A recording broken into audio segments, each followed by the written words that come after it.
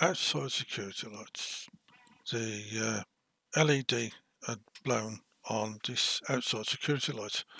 Um, this was with a separate sensor, so I didn't want to just mess about. It's another £26. So I took the LED board out, and that's the part number of it. And I cleaned it all up, took the driver pack out, which is here, which is the two screws, and it's all silicon all around there.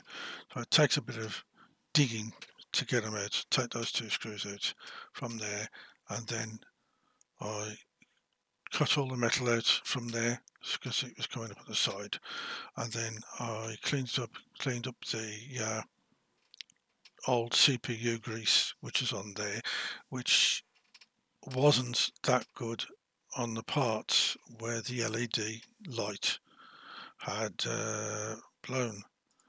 And if you look around here, it's not very good, and the grease was not good. So I put the a new LED board onto it. This one goes direct to the mains, and I cleaned all the side of it up, and I soldered the wires directly to the mains. So I had to relocate the holes. So I had to put slightly bigger screws in. I didn't want to, but I hadn't got a tap and die set that small. So I put slightly bigger ones, the ones with the drill bit on, and there's the CPU grease. And so I put the CPU grease onto it, and you can see it's going ready to go on. And there, with the CPU grease on, which I cleaned up with a cloth, I got it because it was looking all squirting out. But you got to put plenty CPU grease on, not too much that goes everywhere, but it's got to cover the whole back of the aluminium, which is a heat sink, you see. So then I put some glue on here and here and across here.